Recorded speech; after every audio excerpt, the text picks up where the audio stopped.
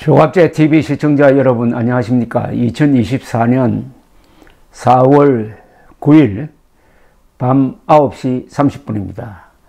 오늘 조선일보 일면 기사는 아이 생명 꺼져간 그날 지방의사 절규가 탑이었습니다. 충북 3살 아이 담당 의사 119가 급박했던 통화, 호흡 돌아왔는데 받아줄 대학병원 없어 좀 도와주세요.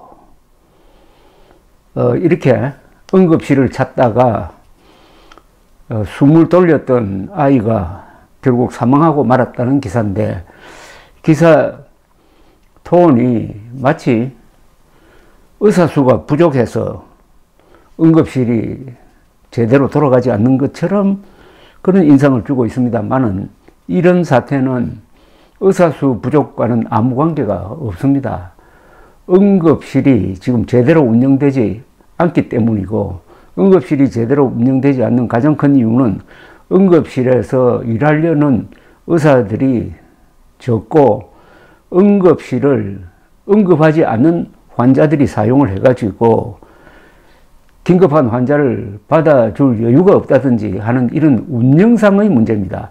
이것하고 의사 수가 부족하니까 의사 양성을 더 많이 해야 한다는 논리와는 아무 관계가 없는데, 전체적인 인상은 요즘 의료 대란에서 정부 편을 들어주는 듯한 그런 기사입니다. 오른쪽에도 6.25 때도 수업 의대생 돌아오라, 이길려 가천대 총장의 호소라는 기사가 실렸는데, 이 기사도 읽어보면은 일방적으로 지금 동맹휴학 중인 의과대학 재학생 그리고 전공의들이 돌아오도록 하려면 정부가 무슨 노력을 해야 된다 하는 이야기는 또 거의 의미 있게 다루어지지 않았습니다. 그러니까 이 두 기사가 일단 의사들에게 압박을 가하는 형식인데, 그 밑에 광고란에 의사협회가 이런 광고를 냈습니다.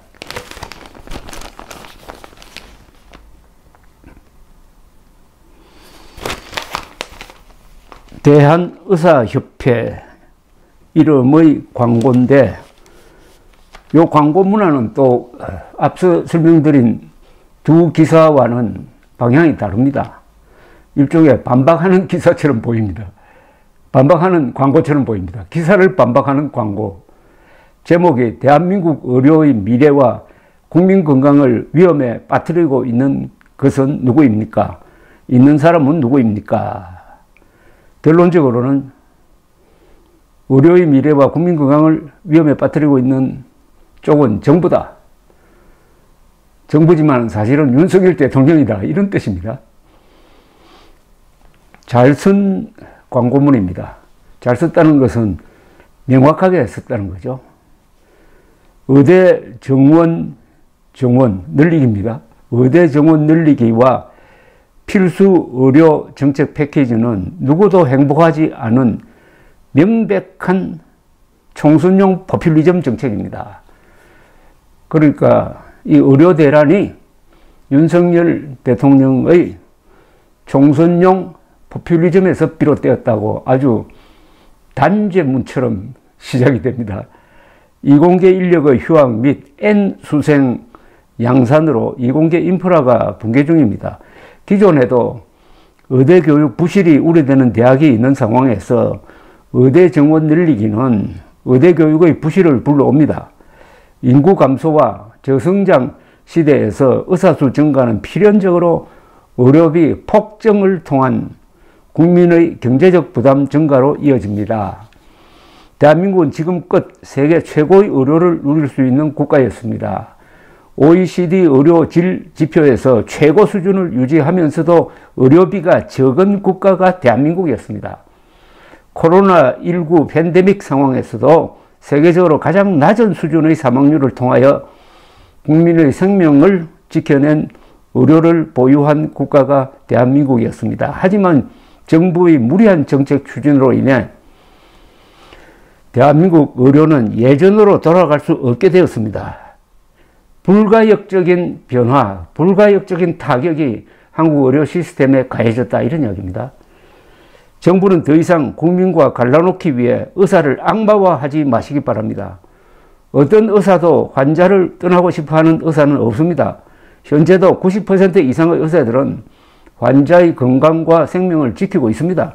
하지만 정부의 무리한 정책은 의료의 미래를 없애버릴 것이기에 이에 실망한 학생과 전공의들이 미래를 포기했습니다. 그렇다면 이 사태는 누가 만든 재앙입니까? 하지만 정부의 무리한 정책은 의료의 미래를 없애버릴 것이기에 이에 실망한 학생과 전공의들이 미래를 포기했습니다. 정부의 무리한 정책으로 한국 의료의 미래가 어둡다는 것을 보고 그 미래를 향해 나아가는 학생들과 전공의들이 자신들의 미래를 포기하고 직장을 이탈하고 사직서 내고 동의화하고 있다 이런 이야기네요. 학생과 전공의들의 목소리를 경청하고 그들의 요구를 들어주는 것만이 이 사태를 해결할 수 있는 방법입니다. 의료계와 제대로 논의한 적이 없음에도 정부는 의료계와 여러 차례 논의했다는 거짓말을 하고 있습니다. 무리한 정책 추진으로 인해 현재 대한민국 의료는 뿌리째 흔들리고 있습니다. 이 사태를 해결하려면 무리한 정책을 중단하고 진심으로 의료계와 대화하려는 자세를 보여야 합니다. 4월 10일은 제22대 총선이 있는 날입니다. 투표는 국민의 기본적인 권리이자 의무입니다. 의사도 국민입니다. 대한민국의 미래를 위해서 국민의 소중한 권리를 행사합시다. 이 마지막 문장은 해석하기에 따라서는 윤석열 정부를 국민의힘을 표로서 심판하자는 식으로 들리기도 합니다. 투표는 국민의 기본적인 권리이자 의무입니다. 의사도 국민입니다. 대한민국의 미래를 위해서 국민의 소중한 권리를 행사합시다. 대한민국의 미래 중 일부인 대한민국 의료의 미래를 파괴하고 있는 윤석열 정부를 심판하기 위해서 국민의 소중한 권리를 행사합시다 라고 쓴 것처럼 제가 해석이 된다 이런 말씀입니다. 이 대한의사협회의 이 광고는 입장이 분명합니다. 2,000명 정원 늘리기를 중단해야 된다. 중단해야 된다. 어중간한 타협은 안 된다. 그것만이 학생과 전공의들이 돌아오도록 하는 길이다. 이겁니다. 이제 2024년 4월 10일 총선의 날이 눈앞에 다가왔습니다. 이 방송을 들으실 때는 4월 10일로 넘어가 있을 것입니다. 전망은 한동훈 위원장이 외치던 종북 청사는 물 건너갔고 윤석열 정권 심판으로 귀결될 가능성이 높아졌습니다. 가장 큰 이유는 의료 대란입니다. 의료 대란 속에서 총선이 이루어지도록 이 타이밍을 만든 사람이 바로 윤석열 대통령이었습니다. 거기에 대한 국민들의 심판은 4월 10일 자정 무렵에 확실하게 드러날 것입니다. 감사합니다.